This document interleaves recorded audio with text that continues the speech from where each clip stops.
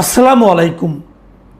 প্রিয় দর্শক, একজন সংসদ সদস্য এবং একজন এমপি তার আসলে কতটুকু ক্ষমতা, সে কী করতে পারে?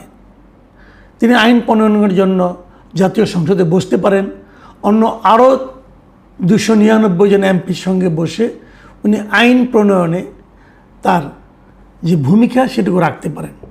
কিন্তু তিনি কি একজন ওসিকে চাইলেই সরিয়ে দিতে পারেন? তিনি কি চাইলেই একজন সেনাবাহিনীর কর্মকর্তা, একজন মেজরকে চেঞ্জ করে ফেলতে পারেন? তিনি কি চাইলেই প্রশাসনের যে কাউকে ওনার ইচ্ছা মতো যখন তখন যে কোনো জায়গা থেকে অন্য এক জায়গায় বদলি করে দিতে পারেন? এটা তো পারার কথা না। আইন অন্ততপক্ষে তা বলে না। এ ধরনের চাওয়া মাত্র একজন লোককে সরিয়ে দেওয়া যায় একমাত্র যদি তার বাসার কাজের লোক হয়, থাকে সম্ভব যে তুমি আমার কাজের লোক, তুমি কালকে থেকে নাই, যাও এখান থেকে, বিদায় হও, এটা সম্ভব। কিন্তু একজন ওসি সে তো এমপির কাজের লোক না, একজন মেজর তো একজন এমপির কাজের লোক না। তাহলে এ ধরনের কথা যখন কোনো এমপি বলেন, তখন সেই এমপির এখতিয়ার, এমপির মানে সুস্থতা, মানসিক সুস্থতা এবং এমপির ক্ষমতার অপব্যবহার, এসব নিয়ে কিন্তু প্রশ্ন উঠবে। এমন একজন এমপি সন্ধান আমরা পেয়েছি, সন্ধান পাইনি, উনি নিজেই জানান দিয়েছেন যে উনি কত ক্ষমতাধর। তিনি হচ্ছেন জামাতে ইসলাম মনোনীত এমপি, উনি পটুয়াখালীর বাউফল আসনের এমপি মিস্টার শফিকুল ইসলাম মাসুদ। তিনি গত শনিবার দুপুরে বাউফল উপজেলার সূর্যমণি ইউনিয়ন পরিষদের সামনে ঈদ পুনর্মিলনী অনুষ্ঠানের প্রধান অতিথি ছিলেন এবং সেখানে তিনি বক্তৃতা দেন। এবং বক্তৃতা দেওয়াকালে তিনি যে কথাগুলি বলেছেন সে কথাগুলো আমি আপনাদেরকে আগে পড়ে শোনাতে চাই। আপনারা শুনুন উনি কী বলেছেন। উনি বলেছেন এক পর্যায়ে 2 ঘন্টার মধ্যে ওসিকে চেয়ার থেকে সরিয়েছি, 2 ঘন্টার মধ্যে সেনাবাহিনীর মেজরকে চেঞ্জ করেছি এখান থেকে। এগুলো উনি করেছেন। একজনকে চেয়ার থেকে সরিয়ে দিয়েছেন, আরেকজনকে চেঞ্জ করে দিয়েছেন। একজন পুলিশের উপজেলা থানা প্রধান, আরেকজন একজন সেনাবাহিনীর মেজর, এবং উভয় ক্ষেত্রে তার সময় লেগেছে মাত্র 2 ঘন্টা।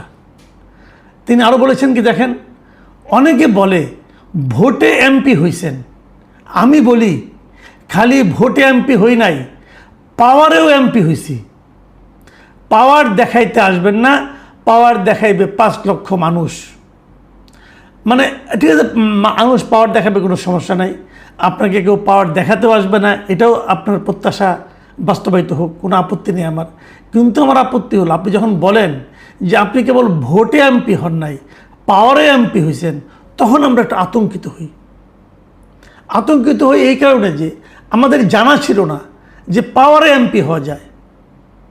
আমরা সব সময় জানি যে এমপি হতে হয় ভোটে, ভোট বেশি পাবেন এমপি হবেন। এখানে পাওয়ার খাটানোর জায়গাটা কোথায়? নাকি আপনি ভোটের বাইরেও পাওয়ার খাটিয়েছেন, সেই পাওয়ারের মাধ্যমে এমপি হয়েছেন, তাহলে তো আপনি অবৈধ এমপি।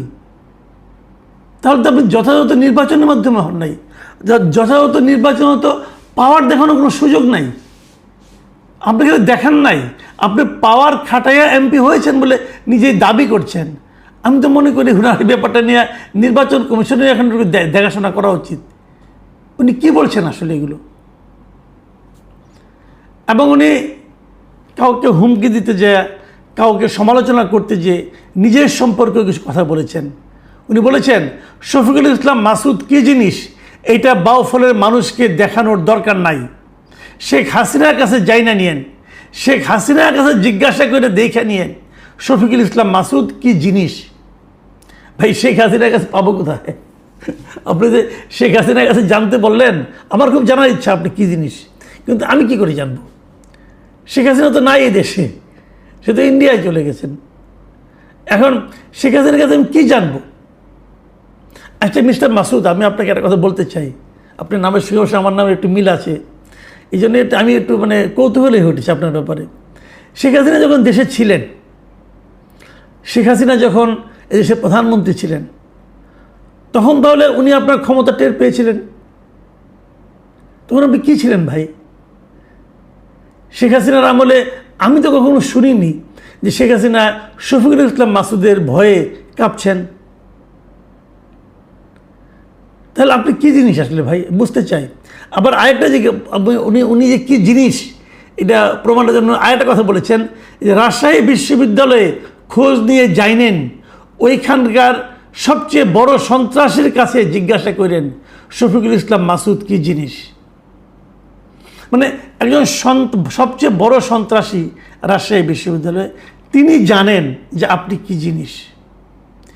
এই যে একজন সন্ত্রাসী জানেন আপনি কি জিনিস, আর কেউ জানে না, এটা কি আপনার জন্য বাড়তি কোনো সম্মান বয়ে আনে? আমি বুঝতে পেরেছি আপনি একটু উত্তেজিত হয়ে গিয়েছিলেন, কিন্তু এই উত্তেজনা আপনাকে কোথায় ওঠাচ্ছে অথবা কোথায় নামাচ্ছে সে বিষয়ে কি কোনো খেয়াল আছে? ভাই মাসুদ সাহেব, আমি আপনাকে একটা কথা বলি, আপনি তখন আর আগের মতো না। আপনি কিন্তু এখন কেবল জামাত নেতা তা না, কিন্তু আপনি এখন একজন সংসদ সদস্য। ওই এলাকায় যারা জামাত না করেন আপনি তাদেরও সংসদ সদস্য। কিন্তু এমন কিছু কেন বলেন যার মাধ্যমে সংসদ সদস্য হিসাবে আপনার যে অবস্থান সে অবস্থানটা ক্ষতিগ্রস্ত হয়? কেন বলেন? তবে উনি শেষ দিকে কিছু কথা বলেছেন যেটা আমার কাছে খুব ইন্টারেস্টিং মনে হয়েছে, সেটাও আপনাদের একটু শেয়ার করি।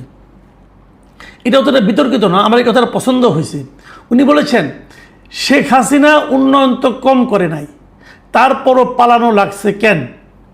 উন্নয়ন করে যদি টিকে থাকতে পারতো তাহলে বাংলাদেশে একমাত্র শেখ হাসিনার টিকে থাকার কথা, কিন্তু পারে নাই কেন? আমার সেই কথাটা পছন্দ হয়েছে।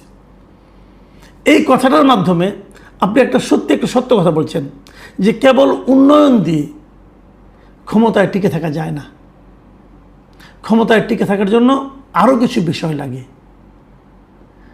মানুষের আত্মসম্মান নিয়ে বাঁচার যে অধিকার, সেই অধিকারটাকে যদি সম্মান না করতে পারে কোনো সরকার, তাহলে সেই সরকারের জন্য টিকে থাকা আসলেই কঠিন হয়। যেটা উনি ওনার পরের সেন্টেন্সগুলোতে বলেছেন। তিনি বলেছেন, শফিকুল ইসলাম মাসুদ বলেছেন, রাস্তা দিছে, ঘাট দিছে, সেতু দিছে, এইটা করছে ওইটা করছে, কিন্তু মানুষের মনে কোনো আনন্দ ছিল না, মানুষের অধিকার ছিল না। জনগণের অধিকার ও মত প্রকাশের স্বাধীনতা নিশ্চিত না হলে শুধু অবকাঠামোগত উন্নয়ন দিয়ে মানুষের আস্থা অর্জন করা সম্ভব নয়। চমৎকার কথা, আমি আপনার সঙ্গে একমত, আমি টোটালি একমত যে অবকাঠামোগত উন্নয়ন দিয়ে মানুষের আস্থা অর্জন করা যাবে না। মানুষকে মত প্রকাশের স্বাধীনতা দিতে হবে, জনগণের অধিকার দিতে হবে। খুব ভালো বলেছেন, কিন্তু এটা বলতে যে উনি আরেকটা কথা কিন্তু এই ফাঁক দিয়ে কিন্তু বলে ফেলেছেন, যেটা নিশ্চয়ই দর্শক আপনারা খেয়াল করেছেন, আমিও পড়েছি। সেটা হলো উনি স্বীকার করেছেন যে এই দেশে শেখ হাসিনার মতো এত উন্নয়ন আর কেউ করেনি।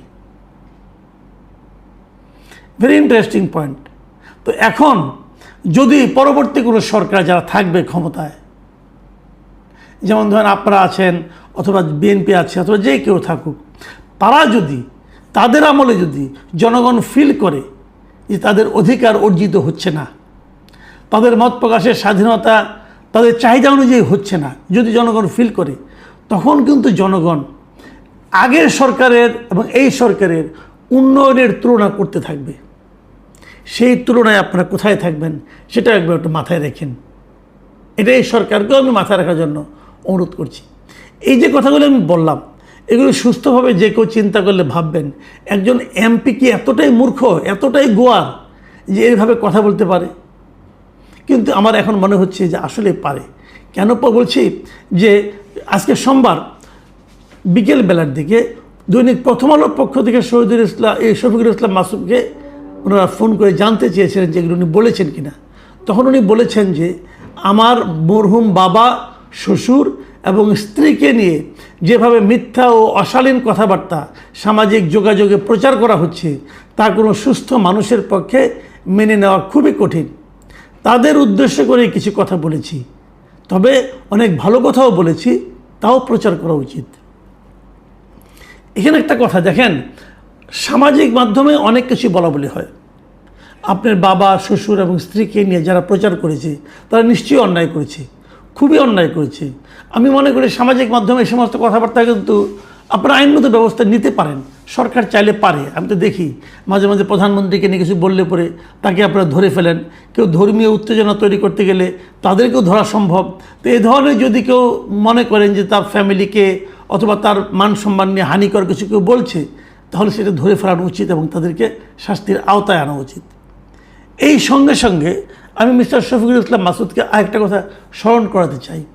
এই যে সামাজিক মাধ্যমে যে মানুষকে আক্রমণ করা, অশ্লীল কথাবার্তা বলা এবং নানাভাবে হেয় প্রতিপন্ন করা, বিপর্যস্ত করে তোলা, এই কাজগুলো কিন্তু করার জন্য বাংলাদেশের চ্যাম্পিয়ন হলো যারা, তারা কিন্তু আপনাদের দলের মানে জামাতের বট বাহিনী বলা হয় এদেরকে। জামাতের বট বাহিনীর মতো এত পারঙ্গম এই কাজে আর কেউ আছে বলে আমার জানা নাই। তো যে কাজটা আপনার দলের লোকরা অথবা আপনার দল দ্বারা প্ররোচিত লোকরা অথবা আপনার দল দ্বারা নিয়োগকৃত লোকরা প্রতিনিয়ত বিভিন্ন জনের বিরুদ্ধে করে থাকে, যার শিকার আমিও হয়েছি বহুবার, যেটা করে থাকে, তাদেরকে থামান। আপনি নিশ্চয়ই এখন বুঝতে পারছেন কেমন লাগে। তো তাদের এই বট আক্রমণের ফলে অন্য মানুষদের কেমন লাগে একবার ভাবার চেষ্টা করুন মিস্টার মাসুদ। কিন্তু যে কথাটা আমি বলবো, দেখেন, একজন সাধারণ মানুষ এবং একজন এমপি, এই দুজনের বক্তব্য কিন্তু অনেক পার্থক্য। সাধারণ মানুষের বক্তব্য এটা নিয়ে কিন্তু পত্রিকায় নিউজ হয় না। এই যে আপনি বললেন না, আমি তো অনেক ভালো ভালো কথাও বলেছি, সেগুলো কোনো বিষয় আসলো না, আসবে না। তো যে কথাগুলো আপনার স্বাভাবিক সেগুলো নিউজ হবে না, আপনার যে কথাগুলো অস্বাভাবিক সেগুলি নিউজ হবে।